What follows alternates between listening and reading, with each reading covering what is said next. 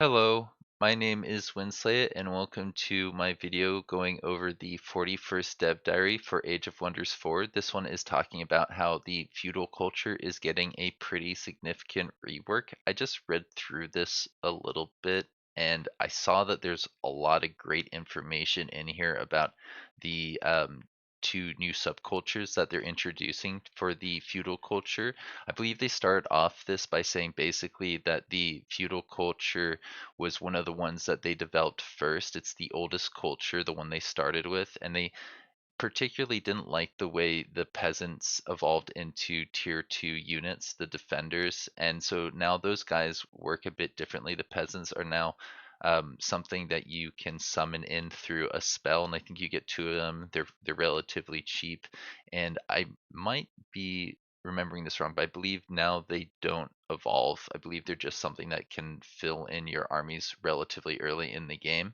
They didn't like how the hero lord skills worked, and then after the rework they weren't really able to have that much identity as a culture. The feudal culture felt like it lost a lot of what made it unique when they took out those that level up system and gave us the new classes with warrior, ranger, mage, and ritualist, and all those other ones that we have now at this point. They also ended up saying that they felt like it didn't have that fantasy feel that they wanted to invoke with the feudal empire, so they went back and highlighted a couple different things to try and add into the culture through a couple different flavors. They really wanted this culture to be a cavalry focused culture, and you'll really see that once we start to look at the lineup below. One thing that stood out to me is that the bannermen, for example, are something that can go on horses. I don't believe that was as a support unit something that could go on cavalry at the beginning of development, but then they added animists who could go on cavalry as a support unit. So I think that this makes sense if this is going to be a cavalry focused faction. Letting the support guy or kind of like the cavalry to keep up with them makes a lot of sense, and it should help you support your cavalry, keep them alive a little bit better too. They also wanted there to be more of a focus on your ruler as a king and maybe the houses that are associated with them. And that's really expressed in the two different subcultures, the monarchy subculture and the aristocracy. I always struggle with that word. Subculture. The monarchy is supposed to be something that is relatively simple for beginners and focuses on basically keeping your armies near your leader, whereas the aristocracy is going to have houses that are led by their governor, and they field cheap and effective armies under their banner, so they can be a little bit more spread out and have wider coverage. So it's going to be trickier for beginners to get as much value out of this as other people, but it means that you should be able to cover your armies, or rather your cities, pretty easily, because you'll have standing armies essentially for each one of them. Now we have the fact that they've taken standing together or stand together out of the game. That is something that made it so that basically all of your units had to stand next to each other before they attacked. And they mentioned something about how it felt strange running your cavalry um, into melee range and then having to send a second unit next to them before they could attack to get that extra 20% damage. Because you'd imagine cavalry just goes in charges, and then if they want to be supported, they can, or they don't have to be by melee, because that's not really the role of cavalry historically. In military, they would go into flanking positions and maybe be a little bit out of position, but like their role is kind of like to open things up for the rest of the army. So having to support them with a second unit before they even attack felt a little strange. Yeah, they mention here that they didn't like that peasants evolved into tier twos at max rank. So now they've been kind of oh yeah, and they didn't like that the peasants were turning into nobles, because that didn't feel like that matched the whole feudal system that this whole faction is based off of. Peasants generally would stay peasants and nobles would stay nobles. So now they have new aspirant traits, which is cool, because I remember the aspirants in Age of Wonders Planetfall being really cool units for that were in a feudal type culture in a sci-fi setting. So it kind of has that cool callback, and I think in a lot of ways, some of these changes may have been based off of the oath, not oath sworn, but oath bound in Age of Wonders Planetfall. Um, they there are what's to say? There are two main differences. They do not benefit from effects that modify evolution. So they kind of evolve, but they're not going to get extra experience because they're not really evolving, and they require a condition to be met before they're able to promote into a higher tier unit. Now this says that you can get a knight from the tier 2 unit if you have a feudal tier 4 town hall in your empire. It doesn't just you don't just need a town hall level for it. It needs to be of the feudal culture for you to be able to get the unit to level up. I think they'll just stay that tier 2 unit until you build this building, and then once you have that building, they would rank up based off what they've said in the dev diary below. Now, the militia, formerly known as the peasant, are cheap and easy to maintain. They are summoned through a spell that gives you 2 units. They are just a good way to get something on the battlefield, and I think with the changes to experience, needing 6 units in an army means that this would be a pretty good way to get those units in your armies if, say, you started to lose units. Now, this says they have a little bit more of armor, so they're less of the peasant and more of a militia now. Okay, I guess that makes sense from an aesthetic point of view. We now have the defender in here, which is going to be very similar to the other shield units from the tier 1 uh, from the other cultures that are tier 1 units. They have that heavy shield passive, making them so that they can keep the enemy at bay so long as they're not flanked, right? I think that's the trade-off on the shield tags that you get on the shield units.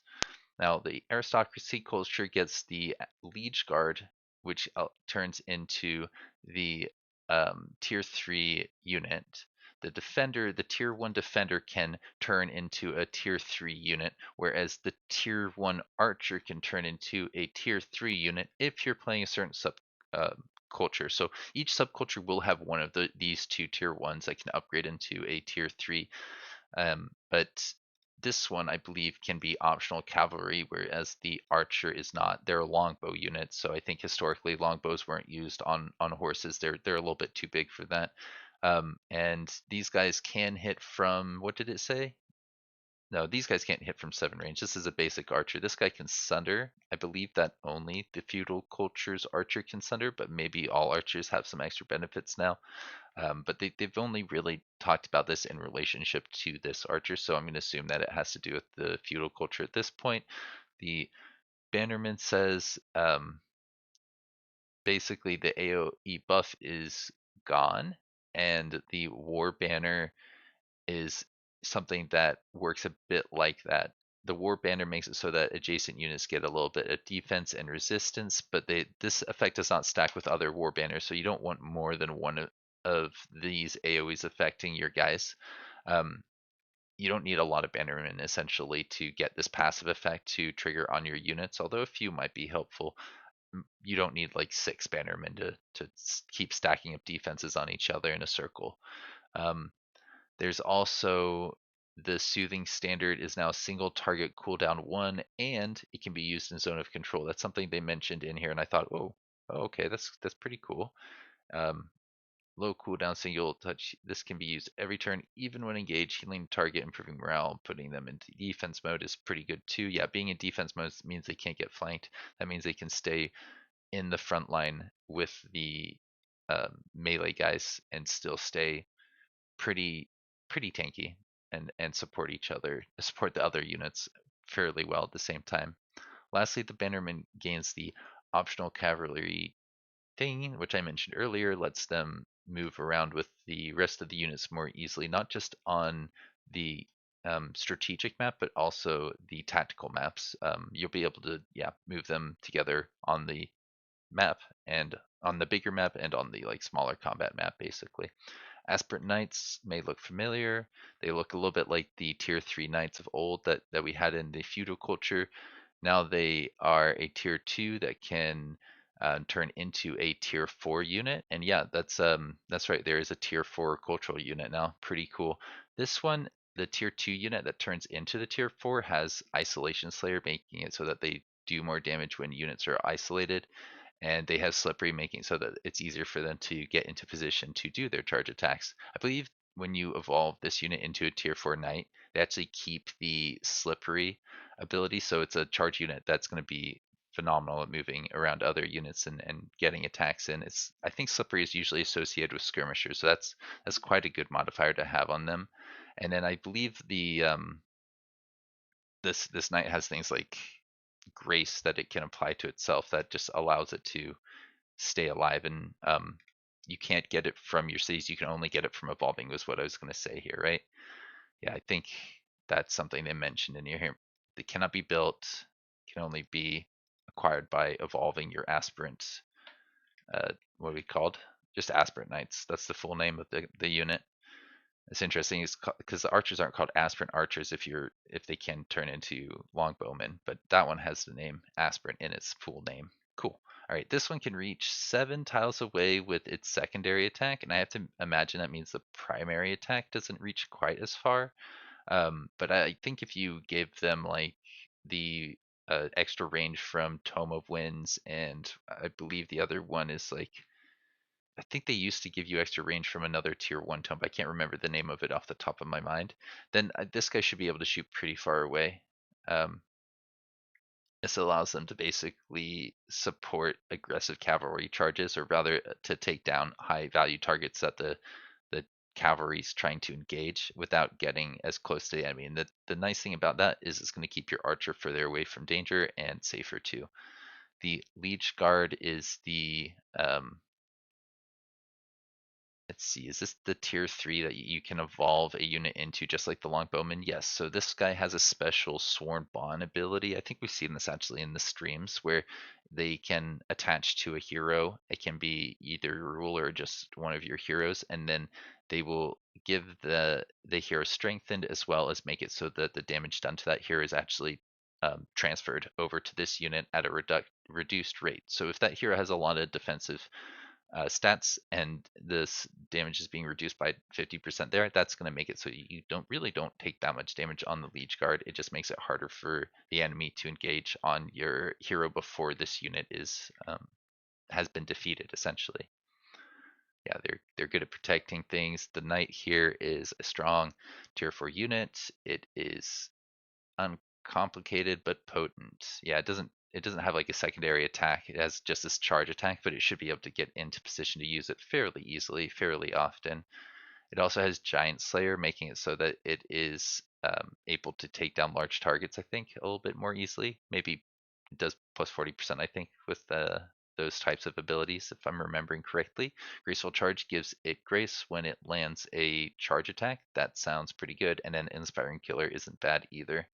All right, so now we're getting to these subcultures. The subculture Monarchy gives the units that are either fighting with the ruler or in their domain extra defense, resistance, damage, and morale. That seems pretty good, just generally speaking. It should help you clear the map a little bit more easily at the very beginning of the game. Hopefully get some XP on your ruler a little bit more easily too. When playing as a monarchy, for the monarch is simple, allows you to boost your, yeah, that's just going over that. Whereas monarch's dominion says in combats activates for the monarch on friendly units, while army leader all units gain basically they don't have upkeep. They're free. Wait, that seems really good. Yeah, so it sounds like if you want to put your tier 3s and your tier 4s under the control of the monarch, then you won't have to deal with that upkeep, and that can make it easier for you to have those units in your armies earlier, or it won't hurt your economy as much if you say evolve a unit into a tier 3 fairly early, or you pick up a tier 3 from a large cage, or one of those other interactions that can give you a random tier 3 unit. Like I think there's an event that can give you a scald that triggers pretty early in the game sometimes. And then let's see, what else do we have here? The tier 3 unit that we've talked about earlier. The city structures also are good for them. So there's a city structure called Retainer's Estate, which says basically when the city shares a border with the throne city, is the is the throne city, they get 20 food, some gold income, some stability. I'm worried about my headset dying, so I'm just gonna make some noise there. That'll keep it from turning off my headset. Special province improvement is the farmstead along among. This is shared with both subcultures. And is shared, yeah, it's shared and is effective source of both food for either of them. Basically, get food and then food for surrounding farms, and requires a tier 2 city. I think all SVIs require that, don't they? Maybe I'm remembering it wrong. Feudal monarchy is going to start with these skills. I believe two of them are shared with aristocracy, whereas they only get Call of Glory for this culture, and the other one gets a different spell. Call of Glory basically says friendly units, all of them, get extra morale at the start of your turn for 3 turns. That's 15 morale over a few turns. That's quite a lot of morale. That seems like a pretty good spell to get relatively early. It does seem to cost quite a bit, but I'm not too sure that how that's going to play out, if people like it, or if people are going to like it or not. But to me, that sounds okay. Sounds interesting. Now, what does this say? After that, call the militia as discussed. Will make it so you have cheap units. This gives a influx of those units to defend your thing. All right. Lastly, you get Monarch's Decree, a combat enchantment that lets you what for 2 turns. A combat enchantment that lets units on the battlefield know they have a blessing. Oh, it gives them the extra defense, resistance, damage, and morale as if the ruler's there, even if they aren't there. And that's a combat enchantment that lasts for 2 turns. Okay, I guess that kind of makes sense. I'm not sure I'm understanding that last one. They don't have an image to go with it. What else does this say? This is the other subculture, and basically playing as this is a balancing act where you have to invest in a lot of cities and balancing the capacity of each city to recruit and field their own units. Okay, so it's just saying it's a little bit more challenging. Each feudal city in your empire has their own house. Units produced become part of that house. When a unit is in battle with that house leader, they gain powerful bonuses. And it looks like it's giving you a list of some of the things here. Basic effect of the heroes is more important since their renown improves their army as well as the city they govern. Okay, so you want to get the renown on your heroes is what this is saying, because there's extra stuff in this culture when you're doing that.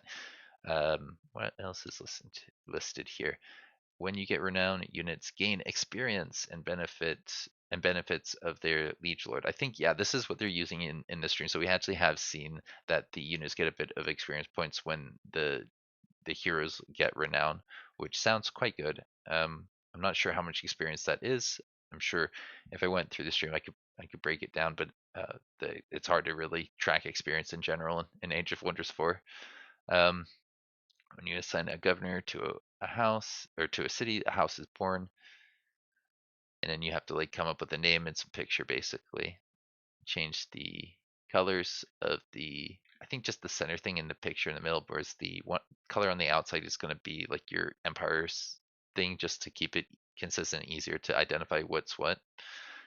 This is saying basically that you're going to get a benefit on an army.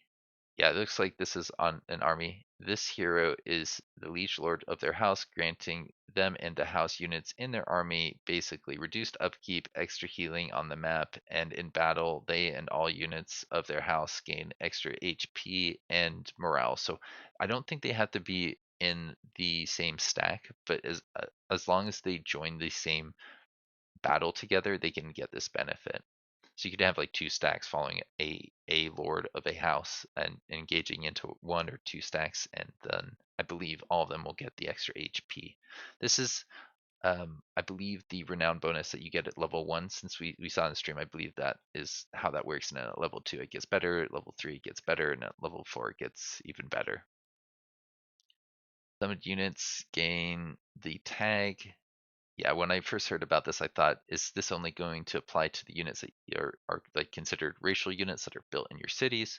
So it sounds like you can get the tag applied to units a little bit more easily than I initially thought.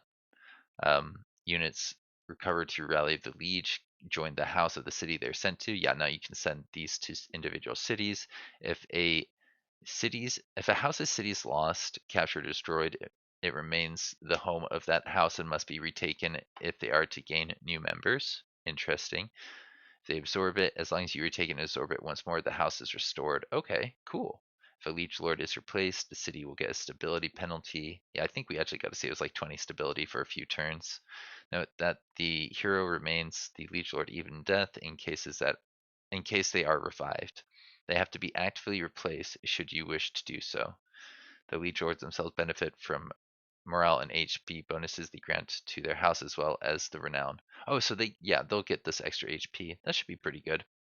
Units built in the city before it has its own governor assigned will get that house. It's just not visible until the house is founded. Okay, so it's kind of like hidden from you to keep you from getting confused by things. Yeah, it's complicated. That's why it's not for beginners. But I think it should be pretty interesting to play with once people know how things work, how the systems interact with each other. There's a unique redesign to the old feudal lord's manor. So the lord's manor now gets better based off of your renown, and I believe at the first level, this is saying you get plus 10 food, plus 10 stability, and plus 5 stability. I'm not sure how much it goes up for each level of renown, but it gets better basically. So what we see here, the feudal aristocracy spell that's different from the wait, this is Call to Glory here. Call to Glory was for the other one, wasn't it? No, they now have Hold the Line, I believe. This says they get Defensive Masters and Charge Resistance, which reminds me of a spell that I believe is on the Oathsworn culture that gives your guys Defensive Master. Basically, they can attack and then go into defense mode, which is quite good on a AoE spell. Charge Resistance sounds quite nice because I'll keep your guys from getting knocked out of the defensive mode that you just spent a bunch of mana trying to not put them in anyways, but they can still be knocked out of defense mode. It just needs to be by a higher tier charge unit. I believe that's how charge resistance works. It's not charge immunity, just resistance. And lastly, what do they say here? Basically, um, you can like role play classical fantasy or something a bit more out there. Then they go on to say that we have the open beta. People can already hop into the open beta. So if you want to, please feel free to check that out. I think that's really cool that they've given people access to this stuff. There is a lot in here. I haven't read through everything in here. I always enjoy just playing with this stuff and seeing how I feel about the changes. But some people have pointed out to me, for example, Sundering Defense. Can I find that in here? Sundering. There's 15 entries. Can now go to 10 instead of 5. That's a lot. That's like a lot. That's a big difference. And I noticed that constructs now have like spirit resistance and lightning resistance is very different. Lightning. There we go. That's not what we're looking for. Yeah, there's a few changes in here about lightning, and then like spirit resistance is pretty significantly different. But yeah, I think I'll just wrap up this video here, and thanks for joining me. I'll see you around. Have a good one.